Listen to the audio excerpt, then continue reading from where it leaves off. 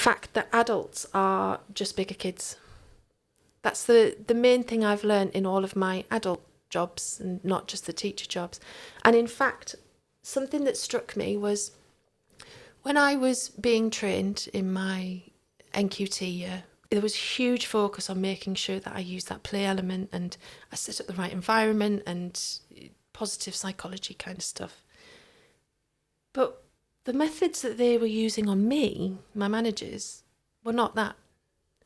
And there's a huge disconnect there.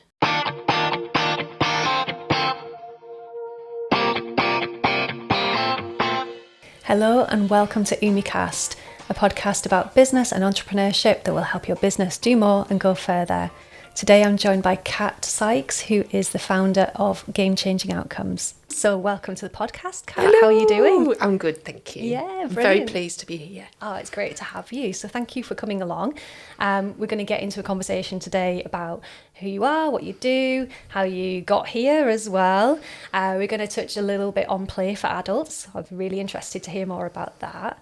And also a little bit about the project that you're doing with Durham University as well. So yes, let's get into it. So you did a post yesterday on LinkedIn about the real KPI.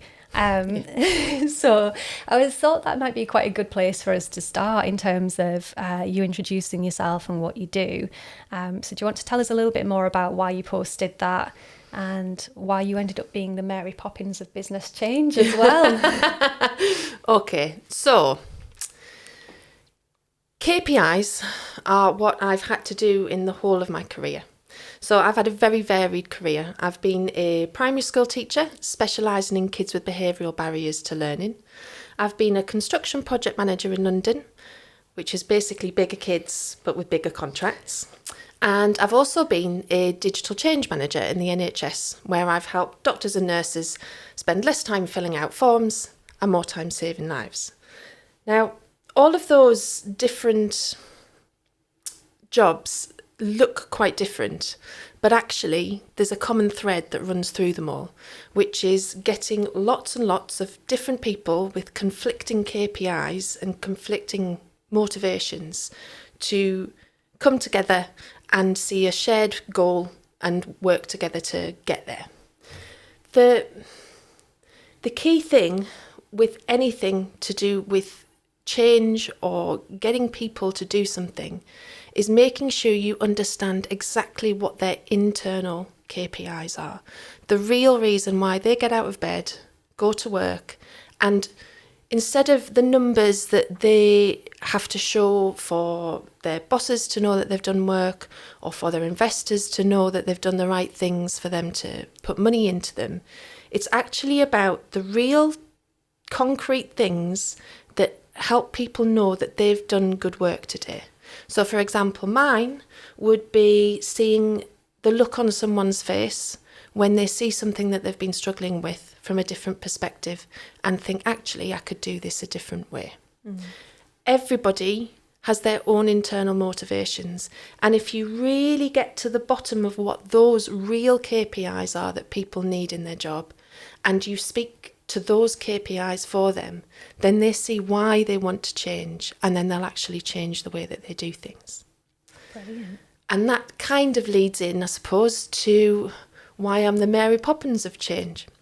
So it came about from one of my early clients. I was thinking about how to market myself, and I was asking her, how would you describe me and what I do? And she said, well, you're the Mary Poppins of change. And I thought, yes, I am exactly the Mary Poppins of change.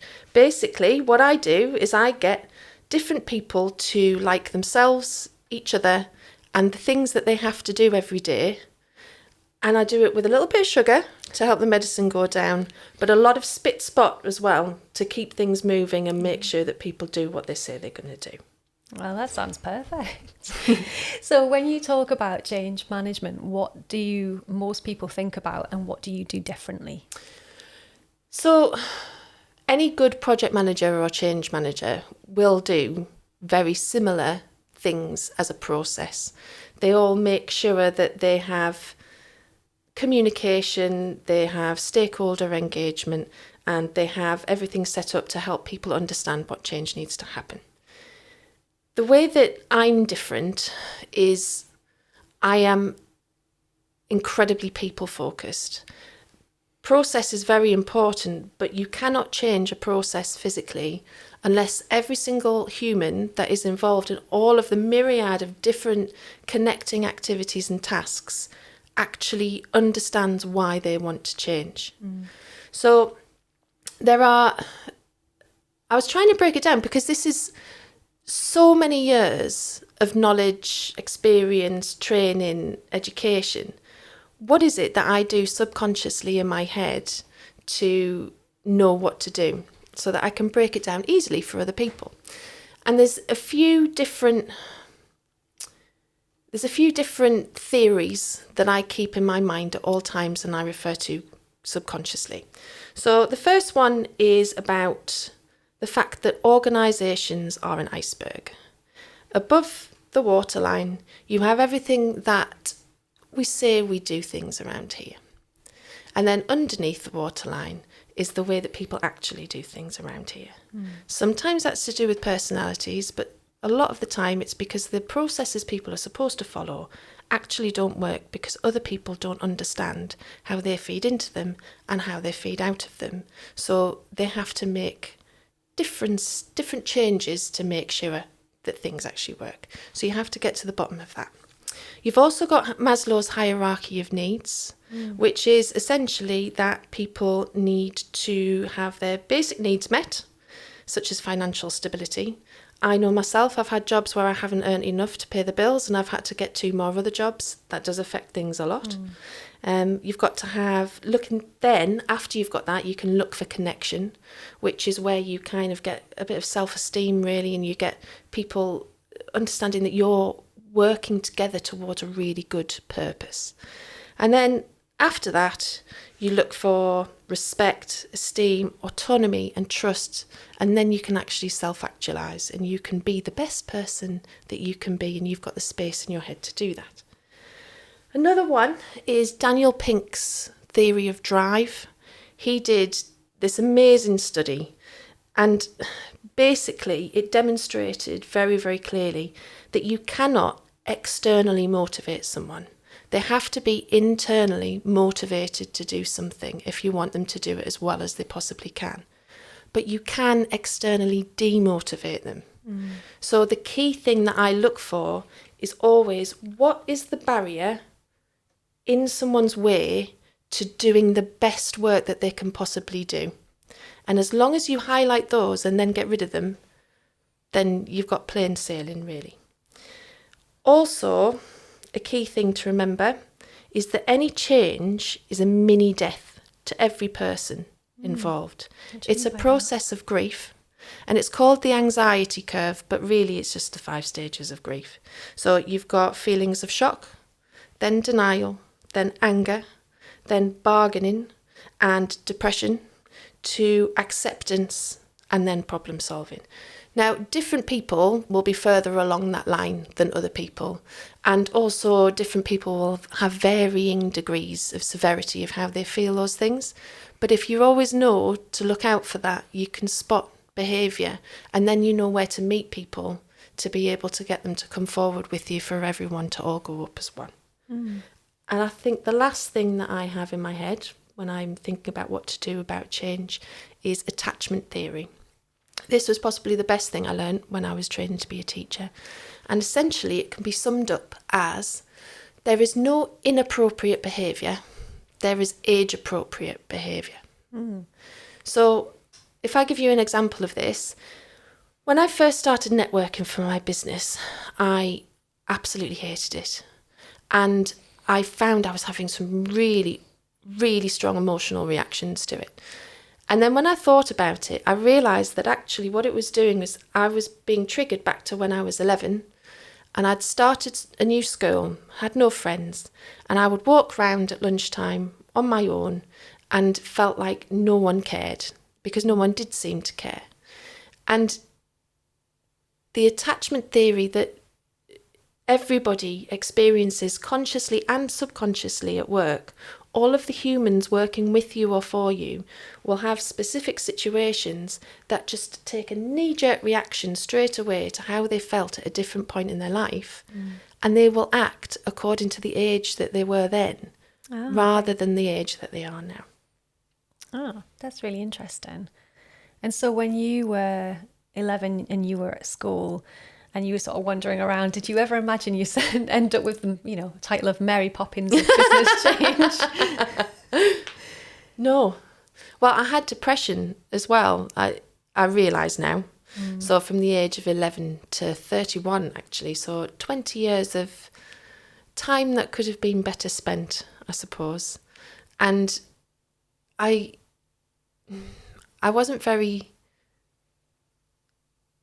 appreciative of the things I was good at, and always wanted to be good at the things that I wasn't naturally good at, that other people seemed to be doing better than me. Right.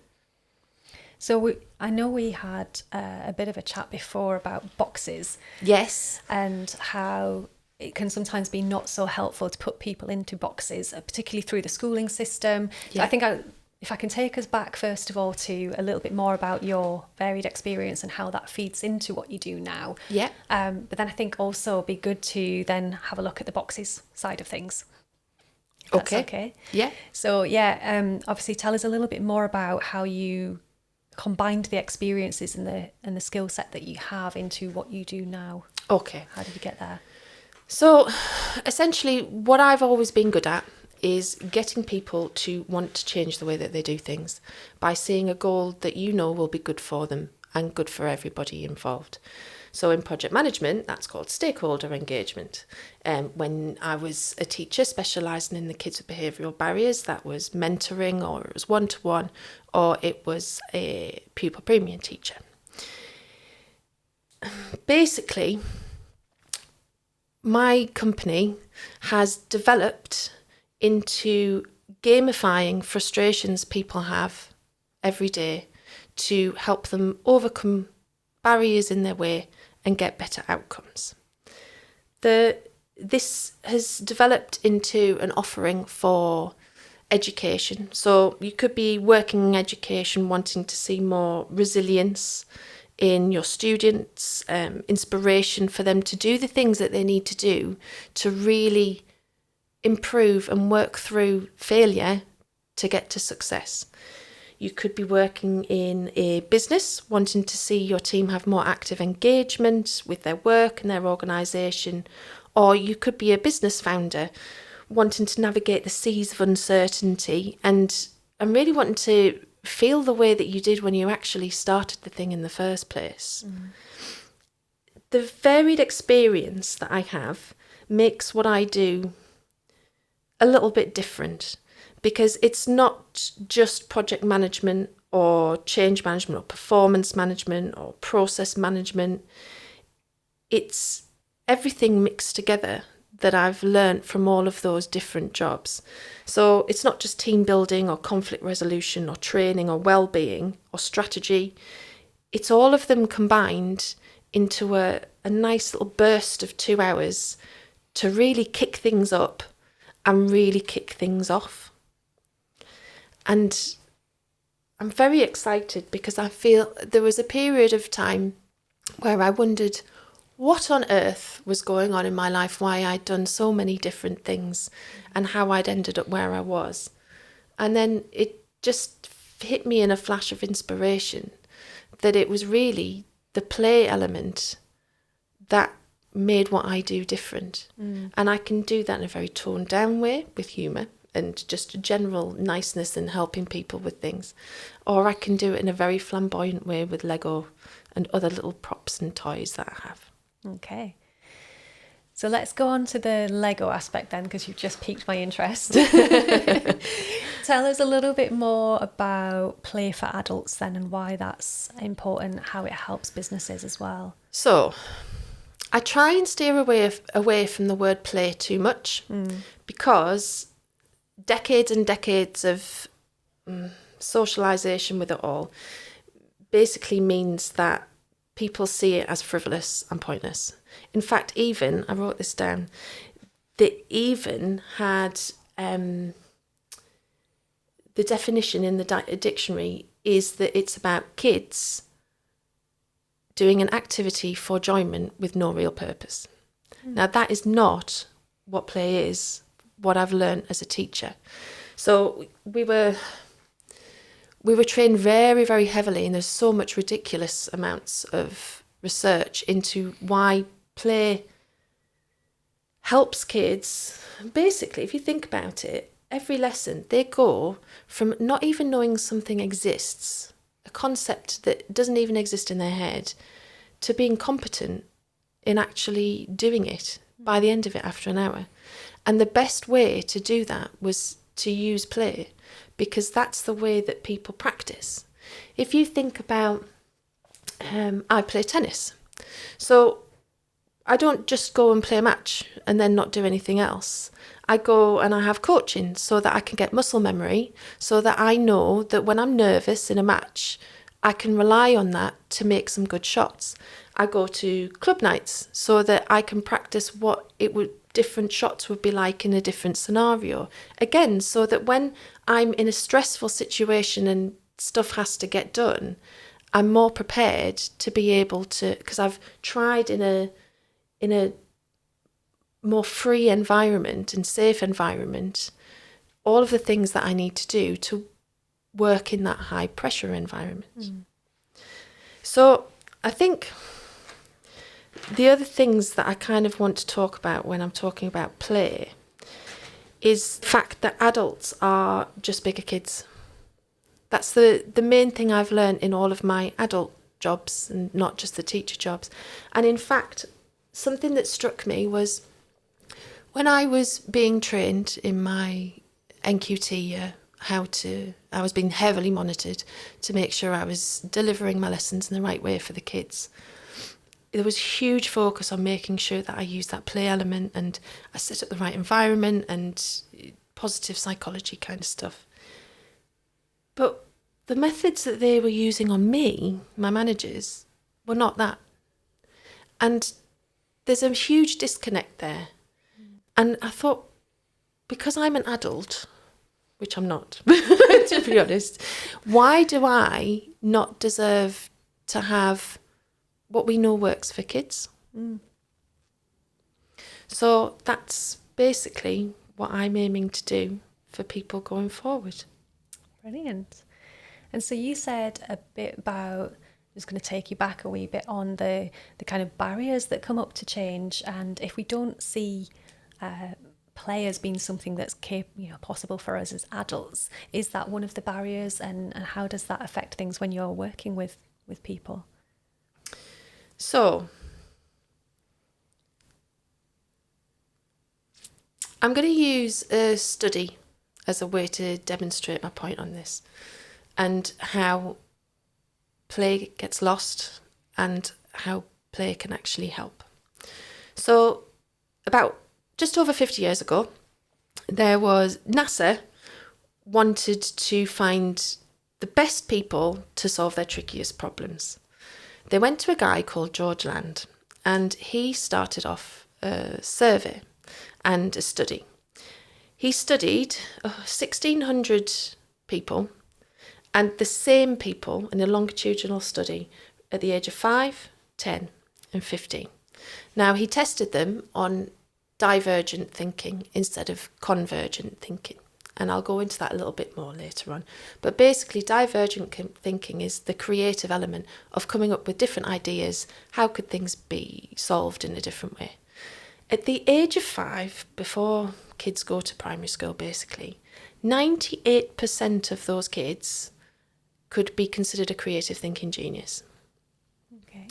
By the age of 10, only 30% could. By the age of 15, only 12% of those same kids could. So he carried out another study, which had an average age of 31, and there was over 1 million people tested. He found that by the age of 31, 2% of people could be considered a creative thinking genius. Wow. Okay. And basically, what is happening there is not the teachers, because the teachers are amazing and they do things to try and create a holistic person all the way through, but they're hampered by the overstuffed and super industrialized curriculum boxes that they have to tick going through all of these kids' lives. And what's happening is, instead of using divergent thinking to, first of all, come up with just how things could be and play with things and get things wrong and come up with ideas that might end up being ridiculous, but hey, who knows, to then you start the convergent process of bringing things down and going, well, actually, what could work here? What could work there? What options do we have? And then going back out to divergent and then back into convergent. The kids are just being converged more and more and more, homogenized more and more. And then that just continues through your whole working life, which then I believe is one of the main reasons why people then end up having midlife crises and deciding, I'm not happy with what I'm doing here. What can I do to get some meaning?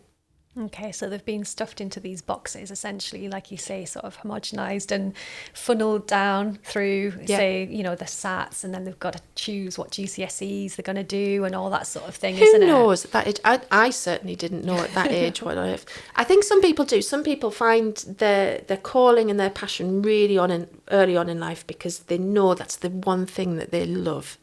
But I don't think that's everyone, and I don't even think it's most people.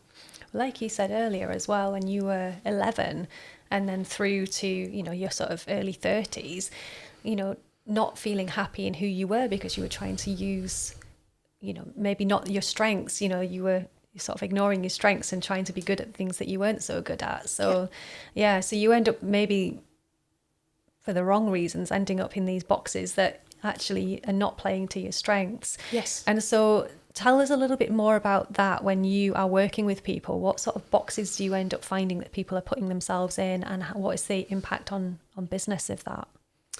So boxes that people put themselves in tend to be sticking with, well, that's the way that things have always been done. That's the way things are done around here. So that's the way we do them. Instead of thinking about, how could things be done even slightly differently? It doesn't have to be a revolution. It doesn't have to be a government coup overturning an entire establishment. It can just be tiny tweaks to processes that make things work better. Also, it's impossible for one person in a company to know every single task and process that has to happen to make an output. Unless if they are the only person doing all of those elements. So what happens is people get siloed, and they silo themselves as well because they only really have the mental capacity or the hours or whatever to be able to just focus on what they do. When people actually sit down with other people who feed in to what they do and feed out from what they do, they realise why they're doing some of the tasks that they do every day.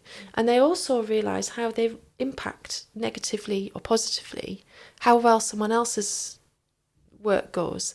And there's always really simple ways that they can tweak the way that they do things to make someone else's job easier, which is then only going to make the flow better, only make people happier, only make people more productive, and create more output.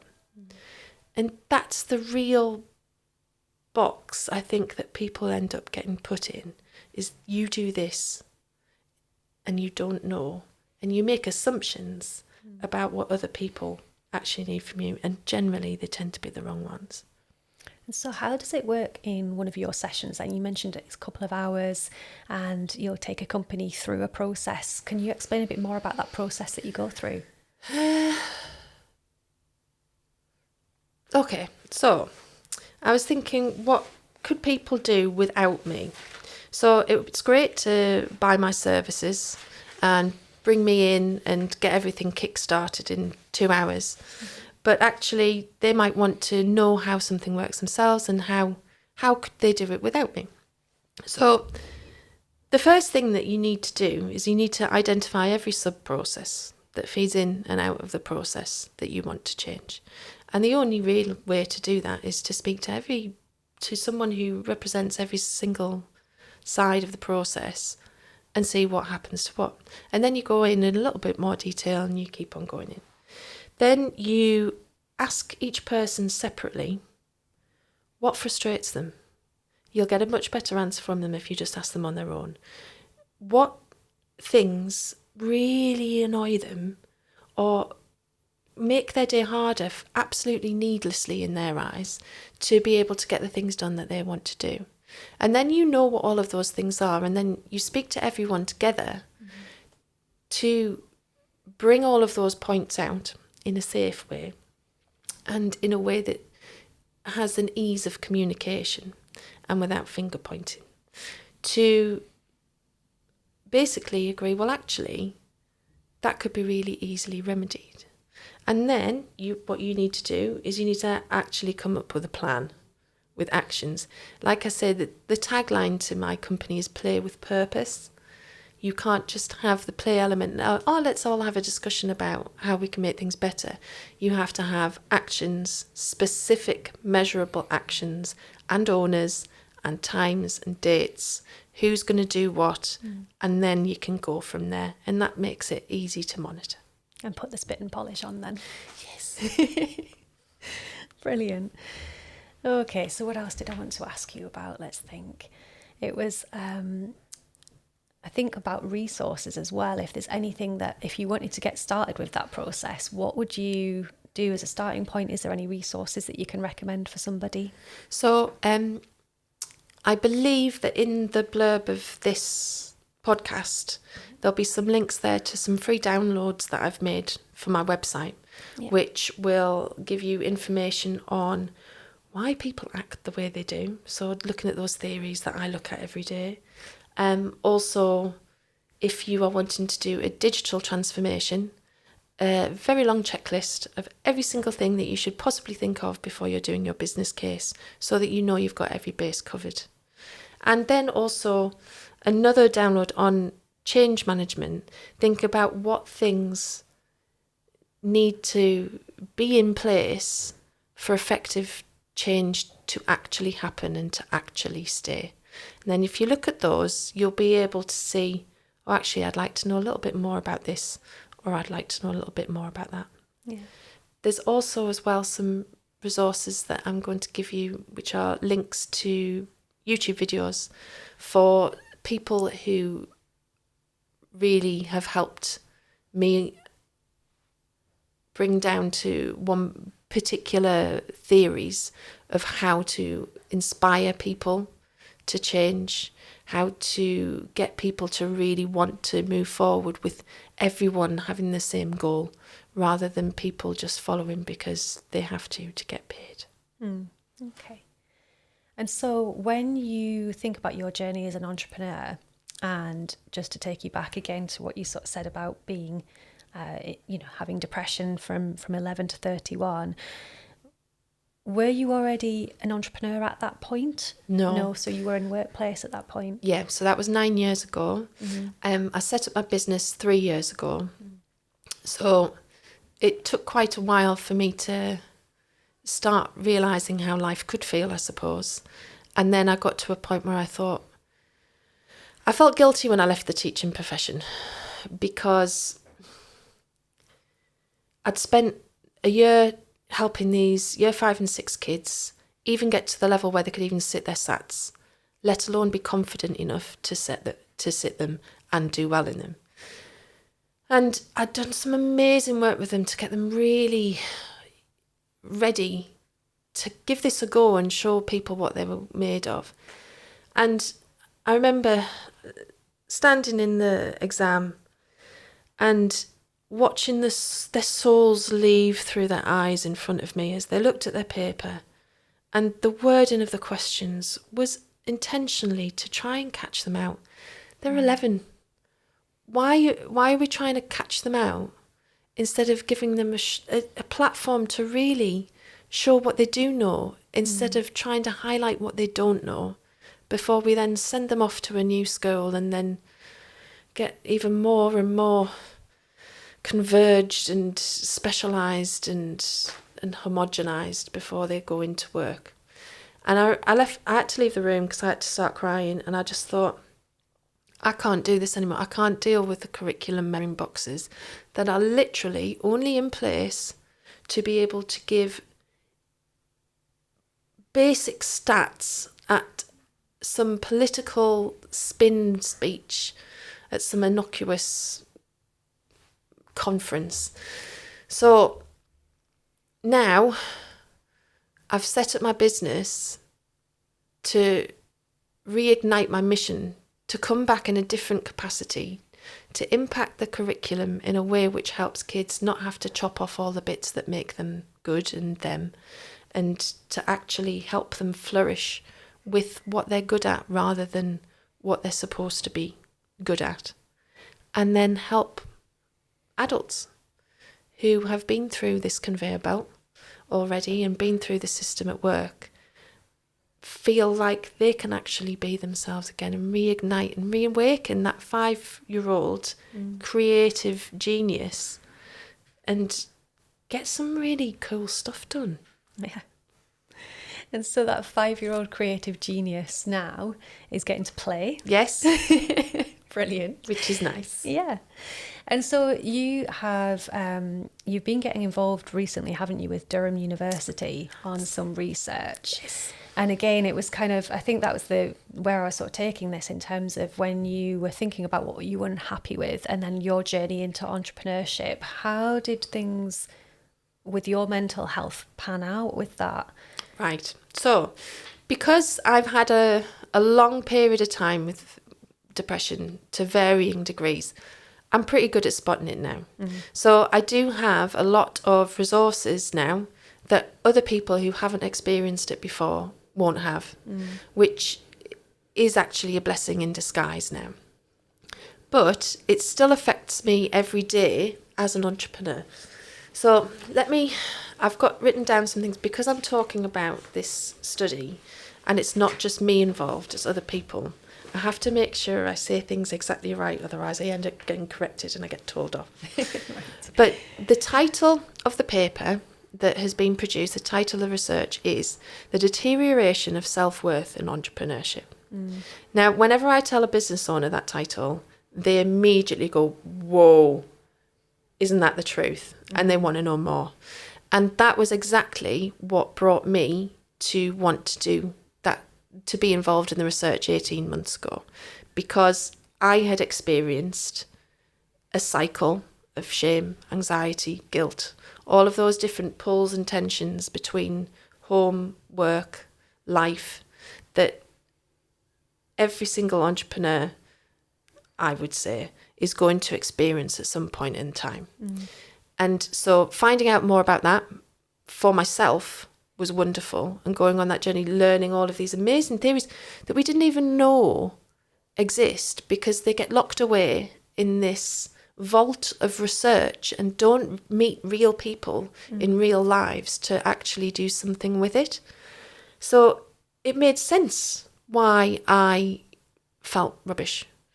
And it made sense to see how actually if I flip things around and I look at things from the opposite perspective and shift my mindset on what I should be doing and actually what really pulls me and what drives me, and use my real KPIs rather than the KPIs I've been told I'm supposed to spout all the time, it reconnects me with why I'm doing it in the first place, which makes me more motivated and makes me do better work. Okay. And so then with the project, obviously you got involved with it because of a personal interest, you started to see things pan out and you wanted to get that research out there. How is that developing now? So it's all at a very, very exciting stage at the moment. So it was originally set up by a guy called Pablo, who is a professor of entrepreneurship at Durham University. And data he collected at the time before he started, because basically the way it works is you've got to find gaps that haven't been covered yet. And the data collectors said that 7% of people, which I think is way lower than actual in reality, but that's how many people have reported generally in the population depression. But it found that entrepreneurs were 30% more likely to have mental health issues than their employed counterparts, mainly because of the extreme work-life situation you have. Major rewards, but also major stresses and major tensions as well. Yeah. Also, nothing had been carried out to specifically look at why. And all of the interventions we knew of didn't look at an entrepreneur's life as a whole. It sectioned things out and didn't take into consideration all of the interconnections at play and how actually that's the thing that causes all of this tension. So we looked at all that, and then it was developed into a research paper. Now, when I started working with Pablo, I could tell he was really, really good at his job. He was fabulous. But I didn't realise just how well regarded he is actually in his particular sphere. So the paper, there's a conference in America, and I need to make sure I say this name exactly right, it's annually, and it's for the National Federation of Independent Business, and it's Babson College. Now, this apparently is the top event in the world for this topic of entrepreneurship every year. Right. So about 700 papers get submitted to ask if they can present. About 200 of those get picked and they say, yes, you can present. And then around about the top 40 of them actually get published. And then they choose one to win an award for excellence in research. And our paper won it. Oh, wow, that's amazing. Yes. So Congratulations. the deterioration of self-worth and entrepreneurship is officially the top paper at the top establishment in the world. So I think we must be onto something. Absolutely. So now we are doing the pilot of the intervention. So the whole point of this, Pablo has a real bee in his bonnet, just like we do, the people who've worked on this research, that research should have impact in real life, and it should be able to be brought to people in a form that actually helps them use it to really make an impact. So we've got an intervention which is, it runs over 5 weeks, and it's 1 day a week for 4 hours. It's a facilitated workshop. And the topics are basically, why do I feel the way I do? What do I already have around me that I can rely on when life happens? What are my real KPIs? What can I do when stuff inevitably hits the fan in my personal work life? And what can I do to make it easier to keep myself using this approach and improving it? That's an interesting one, isn't it, that latter one? Because quite often we know what we should be doing, we're just not doing it. Yes, which is why this relates so well to what I do with my own business, because it's all about the why. Yeah. And if you think about Simon Sinek and his golden circle, the thing with being an entrepreneur is you need to not just inspire others with your leadership, you need to inspire yourself first. You need to ensure that you are leading yourself with inspiration to do the things that you originally started this thing up to do. And then all of those other things that you have to do that you actually didn't really sign up for but need to happen to make things work are things that you switch in your head to understand why that's helping you achieve what you originally started to do. Yeah, I find that an interesting point, because actually as a business owner, you might be a coach, or you might be a candlestick maker or whatever, you're not necessarily going to be really good at accounts and filing companies' house records and, sorting out HR issues and things like that. Do you find that people get bogged down quite a lot with those things, and then that affects their self-esteem? Is that kind of what you're seeing happened in that paper? Absolutely. And I tell you, the first thing that was interesting about the research was we interviewed some people, and the first thing that they said, which we all thought as well, was no one actually saw themselves as an entrepreneur. That word is reserved for Richard Branson Elon Musk, those kind of people who want to complete global domination. And over 95% of businesses in the UK are actually one-man bands. Right. So it's such a small percentage of entrepreneurs are the Richard Bransons of the world. What they actually set up their business to do was not to be a millionaire, but to have a work-life balance that matches the way that they want to live. And immediately, by not resonating with the word entrepreneur, people already feel shame or guilt that they would not be successful like those people, when actually success to them looks completely different. So is it about looking at what success means to you? Yeah. Is that part of what you do in this pilot? Yeah, I mean, and that's your real KPIs. That's what is it you actually want to get, rather than thinking about, oh, well, people say I should have growth. People say I should have all of these different employees. I should be doing this. I should be doing that. What actually do you want to achieve? Is it that you just want a job where you can have the whole summer off with your kids and still make a living and it all works fine? Brilliant. If that's what you're achieving, that's what your goal is, and that's what you need to set up all your processes to be able to deliver for you. Yeah. Okay. And so then from that programme, how's that going to pan out later on? What's the plan for it? So we've got the first pilot is in full swing. It's being held at the Mint Business Club in Concert. We've done 3 sessions out of the 5. So we've got 2 more to go. After that's finished, there'll be quite a bit of tweaking, making sure that we've got all of the resources and the timings and everything the way that it needs to be to really support people properly. And then our final pilot will be in January, again at the Mint Business Club in Concert. After that, so we are in the process of setting up a social venture together. Oh, fabulous. Yeah, it's really exciting. And that means that we'll then, after the pilot, have an actual fully fledged service that we can offer to people. So business support organisations, educators, businesses, just people on their own will be able to buy places on those. We're also going to look at how we can train trainers so that people who are the right fit will be able to go out and spread the love around as many places as they possibly can. The paper is in the process of being published. It's been approved for being able to be open access, so people can download it for free. So we'll have the link for that when that's ready. Really, we need to set up a website to properly keep people apprised of the situation, but that's on our to-do list, and we haven't done that yet. Okay. But if people follow me on LinkedIn, I will be able to keep people updated, because I'm loving where this is going, so I'm keeping people updated on all the progress of that. Also, send me a message if you want to be on the pilot in January, or if you're just interested in knowing more, send me a message on LinkedIn. That's where I'm most active. Okay. Or through my website, email, whatever. Excellent. And I'll be able to help people out. Fabulous.